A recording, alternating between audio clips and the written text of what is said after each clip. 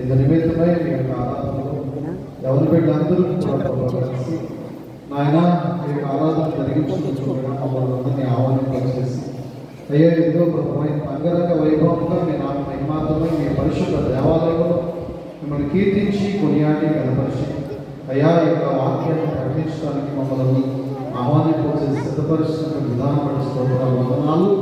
వాక్యమైన దేవానికి వందనాలు. ప్రతి ఒక్కరిపైన మీ యొక్క కృపా వర్షాలు వర్షింపచేసి మీ దీవెనను దయచేయండి. యేసు నామములో ప్రార్థన చేస్తాం తండ్రి.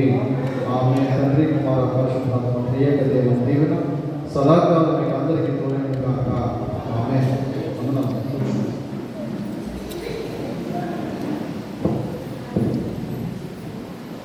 మంచిది. ఈ రాత్రికాల సమయంలో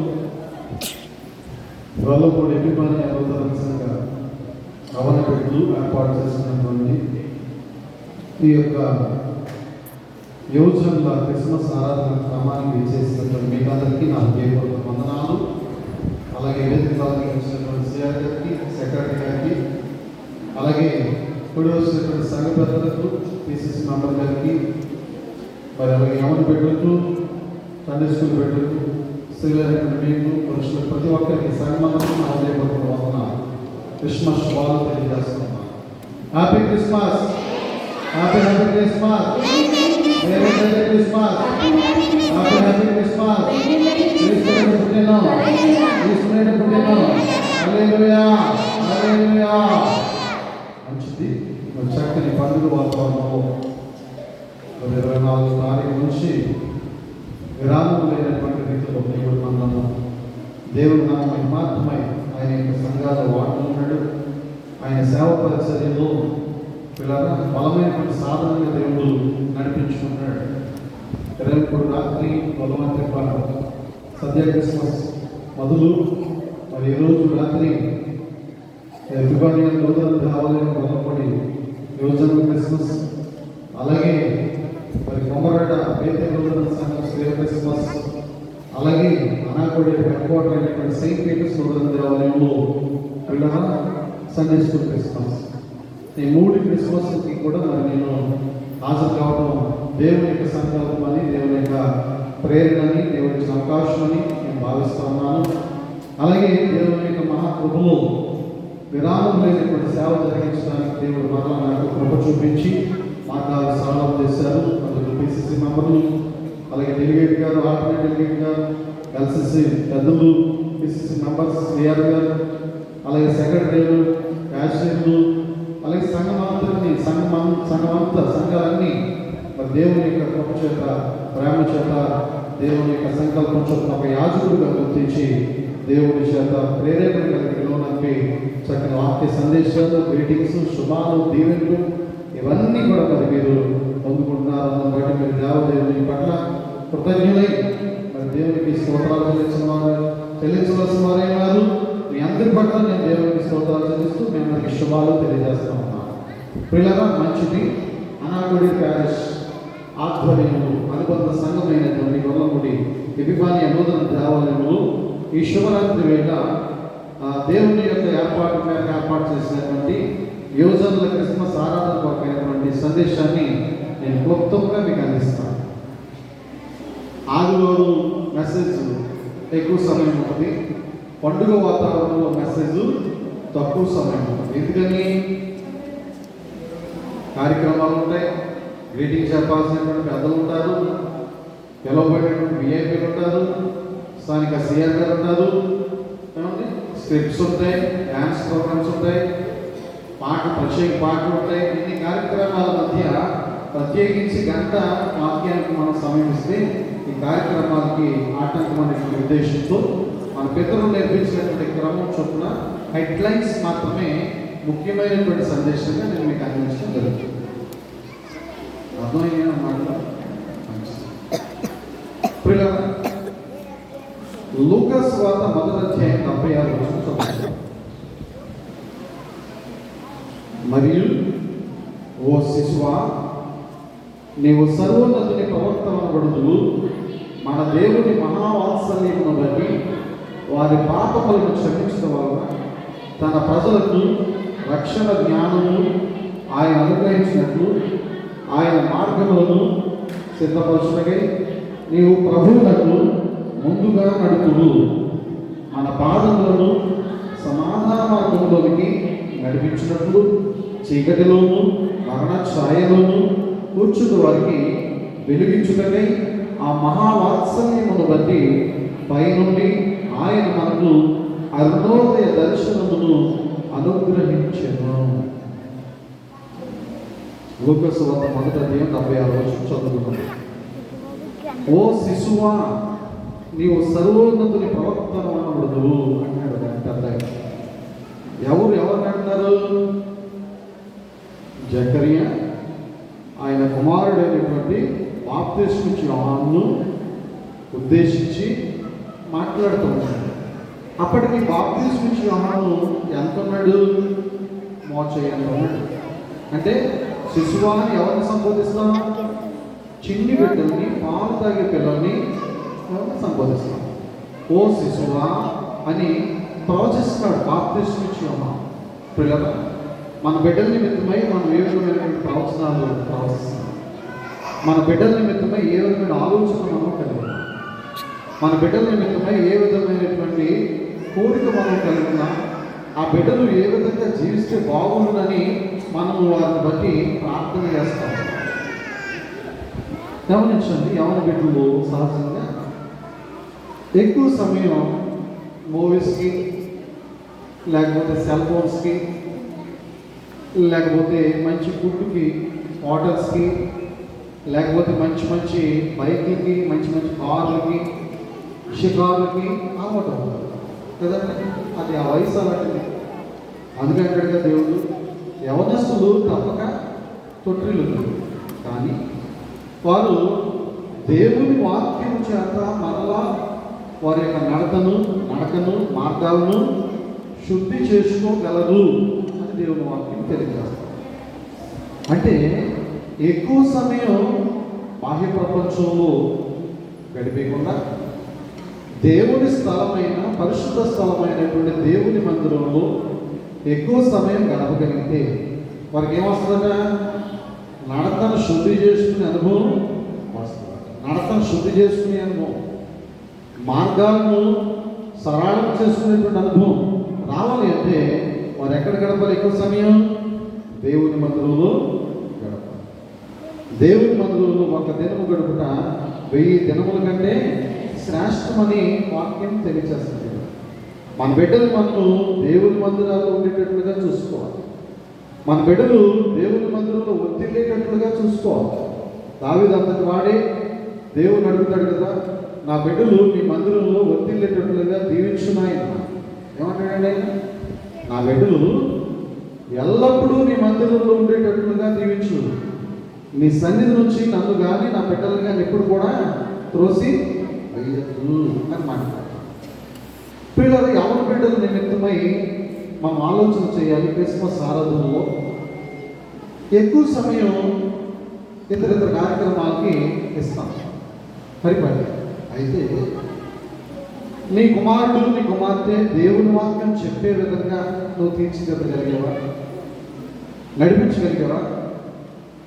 నీ కుమారుడు, కుమార్తె దేవుని నామాన్ని పొగడే విధంగా, కీర్తించే విధంగా, పాడే విధంగా నీ బిడ్డల్ని తయారు చేయగలిగేవా? మీ బిడ్డల్ని దేవునికి పరిచర్య చేసే విధంగా,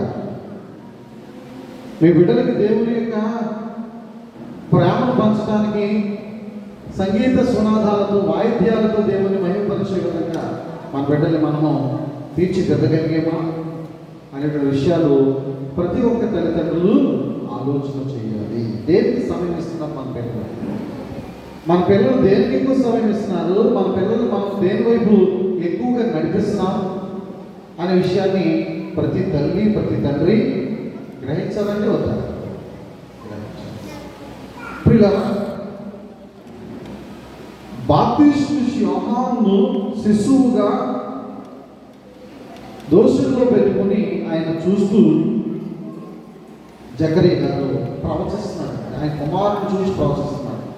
ఓ శిశువా, నీవు సర్వోన్నతుని ప్రవక్త అనబడుదురు, మన దేవుని మహావాత్సల్యమును బట్టి వారి పాపములను క్షమించడం వలన తన ప్రజలకు రక్షణ జ్ఞానము ఆయన అనుగ్రహించినట్లు, నీవు అనుగ్రహించినట్లు అన్నాడా, ఆయన అనుగ్రహించినట్లు అన్నాడా? బాప్తిస్ము యోహాను కారణజనుడు, వరపుత్రుడు. అయితే ఆయన దేని కొరకు పుట్టాడు అంటే దేవుని మార్గాలను సరళము చేయడానికి.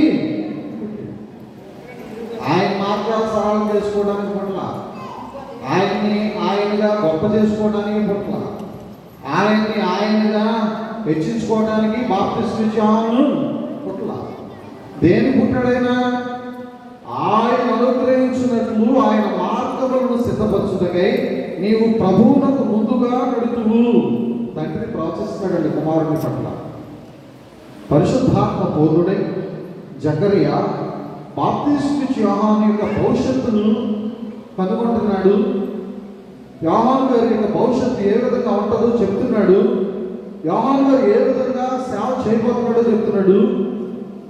యేసు ప్రభు యొక్క మార్గాలను సరళం చేయడానికి వచ్చినటువంటి గొప్ప దూతగా తండ్రి అయినటువంటి జకరియా ప్రవచనాత్మకంగా తెలియజేస్తున్నాడు. ప్రభునందు ప్రియమైనటువంటి సంఘం, మన పాదములను సమాధాన మార్గంలోనికి నడిపించినట్లు చీకటిలోను మరణ ఛాయలోను కూర్చుని వారికి వెలిగించుటకై. దేనికంటే ఆయన మన పాదములను సమాధాన మార్గంలోనికి నడిపించినట్లు. సమాధానానికి అధిపతి ఆయన పేరు ఎవరికి? దేవుడికి, దేవుడి కుమారుడు యేసు ప్రభు వారికి పేరు. సమాధానానికి అధిపతి బాప్తిస్ము యోహానా, సమాధానానికి అధిపతి యేసు ప్రభు వారా? సమాధానానికి అధిపతి అని ఎవరికి పేరు? యేసు క్రీస్తుకి పేరు. ఆయన అంటాడు, మన పాదములను సమాధాన మార్గంలోనికి నడిపించినట్లు చీకటిలోను మరణ ఛాయలోను కూర్చుని వారికి వెలుగించుటకై. చీకటిలోను మరణ ఛాయలోను కూర్చుని వారికి వెలుగించుటకై. ఆ మహావాత్సల్యమును బట్టి, ఆ మహాప్రేమను బట్టి దేవుడు ఈ లోకమును ఎంతో ప్రేమించెను, కాగా తన అద్వితీయ కుమారుడైనటువంటి యేసు క్రీస్తును మన కొరకు అనుగ్రహించెను. ఎదిగించాడండి ఆయన మనకి. చీకటిలోను కూర్చున్న వారికి, మరణ ఛాయలోను కూర్చున్న వారికి వెలుగించుటకై. దేని కొరకు పంపబడ్డాడు యేసు ప్రభు వారి లోకానికి? లోక సంబంధమైనటువంటి చీకటి. చీకటి అంటే ఏంటండి? లోకమే కదా. లోకంలో అలవాట్లు, లోకంలో పొరపాట్లు, లోకంలో అగచాట్లు, లోకంలో ఉన్నటువంటి తీరుతెన్నులు, లోకంలో ఉన్నటువంటి లోక మర్యాదలు, లోకంలో ఉన్నటువంటి లోక అతిశయాలు, ఆడంబరాలు, వీటన్నిటిలోనూ చీకటిలోనూ ఉన్నటువంటి వారిని మరణ ఛాయలోనూ మరణ పక్షుల వరకు వెళ్ళిపోయినటువంటి వారు మత్తులై బాగా స్పీడ్గా బయటకు తోలుతాం. ఏమవుతుంది? యాక్సిడెంట్ అవుతుంది. వాళ్ళు బ్రతుకుతారో చనిపోతారో తెలియదు. మరణ ఛాయ చీకటిలో ఉన్నటువంటి వారికి ఆయన వెలుగుచుటకై ఆ మహావాత్సల్యమును బట్టి పైనుండి ఆయన మనకు అరుణోదయ దర్శనమును అనుగ్రహించును. సూర్యుడు రాకపోతే ఎలా ఉంటుందండి? పగలు రాత్రిలాగానే ఉంటుంది. పగలు కూడా రాత్రిలాగానే ఉంటే పని ఏమైనా చేసుకోగలమా? చేసుకోలేదు కదా. అందుకే సూర్యుడు నక్షత్రాలను నవగ్రహాలను దేవుడు ఏర్పాటు చేసేది ఆయా సమయాల్లో ఆయా కార్యక్రమాలు జరిగించుకోవడానికి. మీరు సహకరించండి, ఈ భూమండలాన్ని మీరు అలంకరించుకోండి, భూమండలాన్ని మీరు నడిపించండి. నా ప్రజలకు, నా పిల్లలకు మీరు సహకారులుగా ఉండండి. ఓ పంచభూతాలారా, ఓ నీరు, ఓ నక్షత్రమా, ఓ గాలి, ఓ వెలుతురు, మీరు నా పిల్లలైనటువంటి నరులకు మనుషులకు సహకారులుగా ఉండండి. భూమి వీటన్నిటిని ఇచ్చింది దేవుడు. వాటన్నిటి మీద దేవుడే అరుణోదయ దర్శనముగా అనుగ్రహించాడు. అరుణోదయ దర్శనముగా వెలుగించుగా వచ్చాడు ఈ లోకానికి. అప్పుడు కానీ క్రైస్తవులమైనటువంటి మనము వెలుగులోనికి రాలేదు. అంటే అంతకు ముందు మనము అన్యులమైన అన్య సాంప్రదాయ పద్ధతులతో, అన్య సాంప్రదాయ అలవాట్లతో అన్ని సాంప్రదాయ నామకార్థ క్రైస్తవులుగా ఉన్నటువంటి మనలను దేవుడు తన అరుణోదయ దర్శనమును బట్టి, యేసుక్రీస్తు యొక్క జననాన్ని బట్టి ఈ లోకానికి వెలుగిచ్చాడు. మరణ ఛాయలో వచ్చి చీకటిలోంచి దేవుడు మనలను రక్షించాడు. ఈ లోకానికి ఏ విధంగా వచ్చాడు యేసు ప్రభు వారు? లోక రక్షకుడుగా ఈ లోకానికి వచ్చాడు. ఆ లోక రక్షకుని యొక్క మార్గాలు సరళం చేయడానికి జన్మించినటువంటి వాడు నీవు సామాన్యుడు కాదు అని తండ్రి బిడ్డతో మాట్లాడుతున్నాడు, బిడ్డతో చెప్తున్నాడు. మన బిడ్డతో మనం ఏం మాట్లాడుతున్నాం? మన బిడ్డల గురించి మనం ఏమి ఆలోచన చేస్తున్నాం? మన బిడ్డలు ఏ విధంగా ఆస్వాదించబడాలని కోరుకుంటున్నాం? మన బిడ్డలు ఏ విధంగా ఉంటే మనం సంతోషించగలమని మనము భావిస్తున్నాం? ప్రభునందు ప్రేమైనటువంటి వాళ్ళ ప్రతి ఒక్కరు కూడా గమనించాలి. అరుణోదయ దర్శనముగా యేసు ప్రభు వారు జన్మిస్తారు. ఆయన మార్గాలు సరళం చేయడానికి నువ్వు జన్మించవు ఓ శిశువా అని తన కుమారునితో మాట్లాడుతూ ఉన్నాడు. బాప్తిస్ము ఇచ్చి యోహానుతో జకరియా మాట్లాడుతూ ఉన్నాడు. ప్రభువుతో ప్రియమైనటువంటి వారు, దేవుని సముఖంలో మనం దేవునితో ఏ విధంగా మాట్లాడే విధంగా ఉన్నాం? మన బిడ్డల నిమిత్తమై దేవుని సముఖంలో మన బిడ్డలు ఏ విధంగా పెంచేవారు ఉన్నారు, పెద్ద చేసేవారు ఉన్నారు, దేవుని చేతికి అప్పగించేవారు ఉన్నారు. దేవుని మందిరాల్లో వారు ఆశీర్వాదాలు పొందుతూ ఉంటాయి. దేవుని మందిరాల్లో వారు దీవెనలు పొందుతూ ఉంటాయి. ఖర్జూర వృక్షంలోనే వారు మోగు వేస్తూ ఉంటే, వర్ధిల్లుతూ ఉంటే చూడాలని ఆశ లేదా మనకి? అలా ఉంటే ఏ విధంగా మన బిడ్డలను బట్టి మనము సంతోషించగలిగేటట్లుగా ఆ బిడ్డలు మనము పెంచగలుగుతున్నాము, తయారు చేయగలుగుతున్నాము, దేవుని సన్నిధిలో కూర్చోబెట్టగలుగుతున్నాము అనే విషయాలు నెమరు వేసుకోవాల్సినటువంటి లూకాసు వార్త 2:36 మాట చదువుతున్నారు.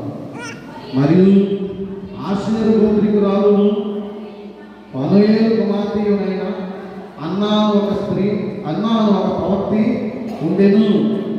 ఆమె కన్యత్వం మొదలు 7 ఏళ్ళు పెరిగితో సంసారం చేసి బహుకాలం గడిచినదై 84 సంవత్సరములు విధవరాలైంది. దేవాలయం విడువక ఉపవాస ప్రార్థనలతో రేయింబగళ్ళు సేవ చేయుచూ ఉండెను. కన్యత్వం మొదలుకొని అంటే యవ్వన బిడ్డగా ఉన్నది మొదలుకొని, యంగ్ లేడీగా ఉన్నది మొదలుకొని, యవనస్తురాలుగా ఉన్నది మొదలుకొని 7 ఏళ్ళు పెనిమిటితో సంసారం చేసింది.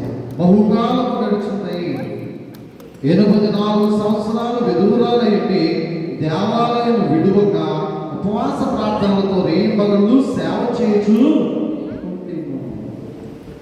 కన్యత్వం మొదలుకొని ఏం చేసే పని ఏంటంటే దేవాలయంలో చాలా విడువక, దేవాలయంలో ఎక్కువ సమయం గడుపుతూ, కుటుంబ బాధ్యతలన్నీ తీరిపోయిన తర్వాత పిల్లరా ఈమె ఎక్కువ కాలం ఎక్కడ గడిపిందంటే దేవాలయంలో గడిపింది. మనం అన్నమాట రెండో పెళ్లి చేసుకుని హ్యాపీగా ఉండకూడదా? ఉండొచ్చు కదా, ఎవరు ఏమి తప్పు పట్టరుగా, సంప్రదాయమే కదా, మోషే ధర్మశాస్త్రం ప్రకారంగా అవన్నీ కరెక్టే కదా. యవన కాలంలో భర్త చనిపోతే రెండో పెళ్లి చేసుకున్న వాళ్ళు హ్యాపీగా సంతోషంగా జీవించడం లేదా? కానీ ఏం చేసింది? సమర్పించుకుంది తను తాను. నాకు ఈ జీవితం చాలా ఉందేమో.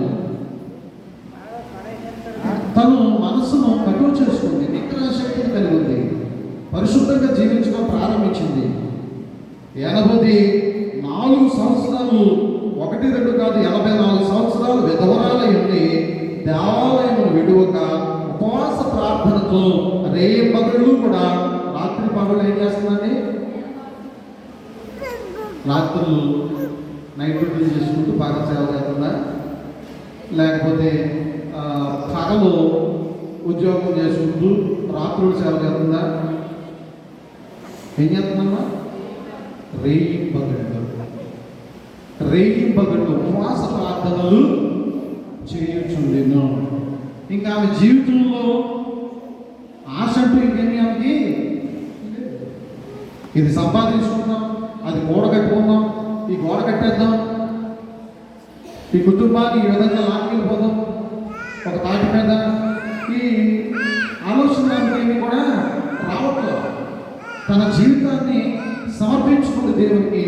నాకు ఈ జీవితానికి కావాల్సింది ఏంటంటే, నేను దేవుని మందిరంలో సేవ చేస్తే చాలు, ఉపవాస ప్రార్థనలో నేను పాల్గొంటే చాలు, దేవుడే నాకు అన్నం పెడతాడు, పోషిస్తాడు, సంరక్షిస్తాడు, ఆరోగ్యం ఇస్తాడు, జీవింపజేస్తాడు, నడిపిస్తాడు అనేటువంటి ఒక సమర్పణ కలిగినటువంటి ఉపవాస ప్రార్థన పర్వాలుగా మనకి సమయంలో పెనుయేలు కుమార్తె మనకు కనిపిస్తూ ఉంది.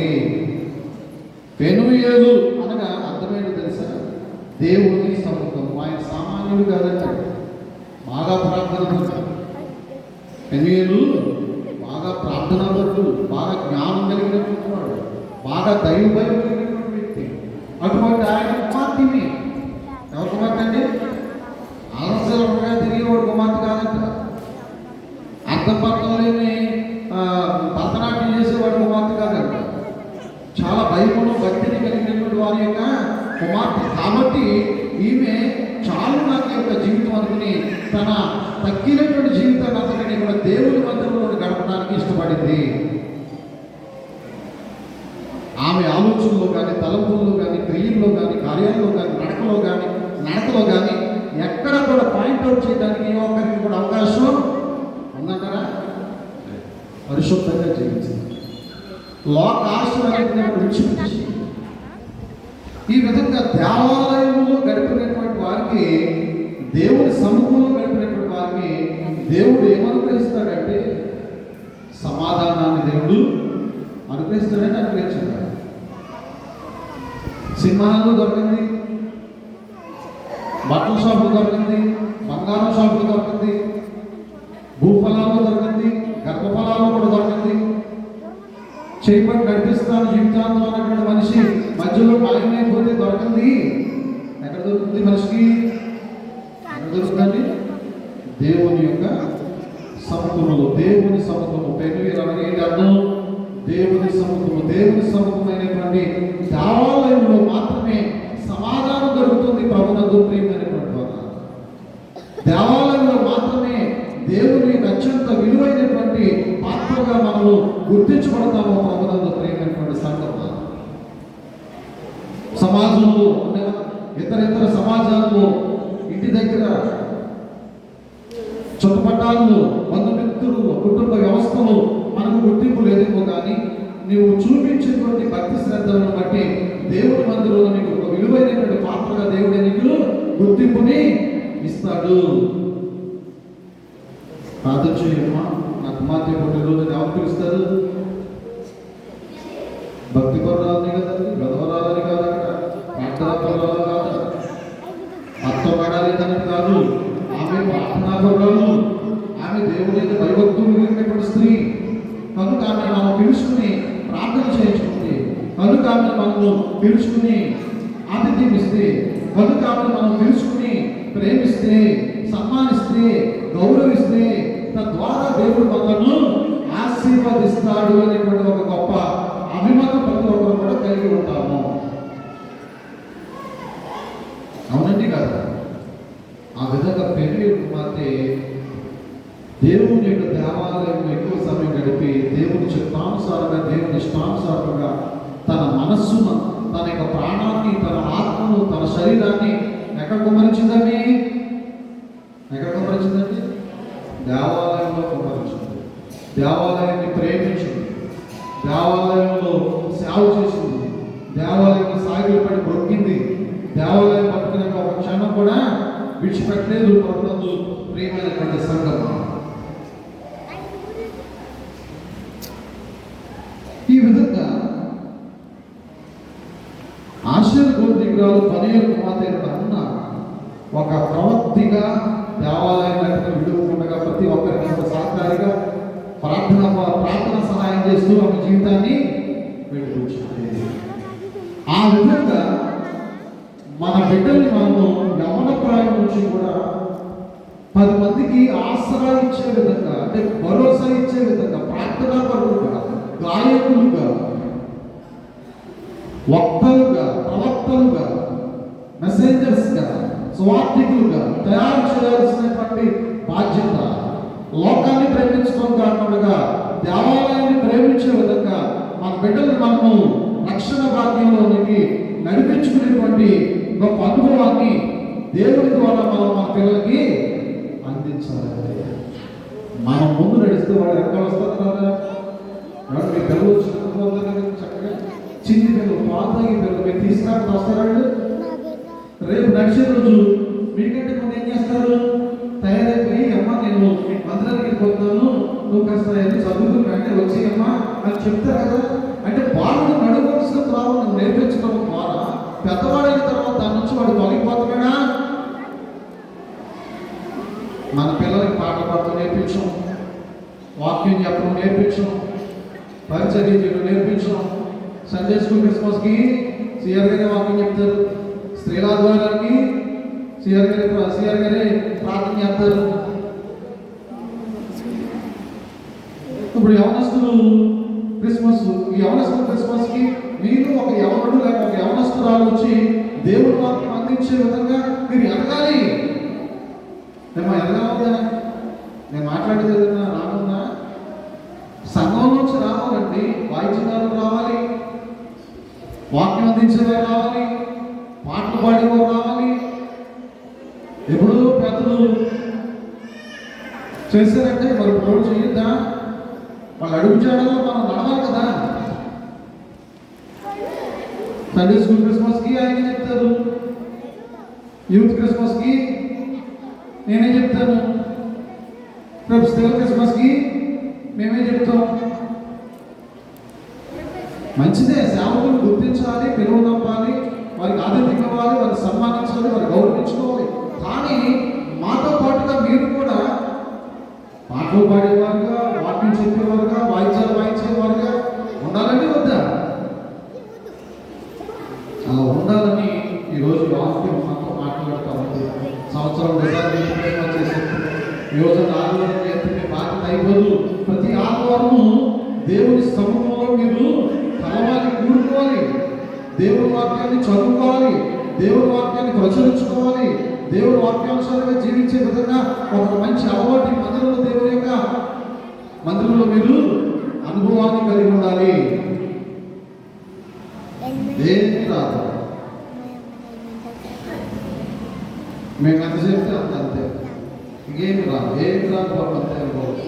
ఎందుకు రాదు? మేమేమైనా పైన చూడుకుంటామా?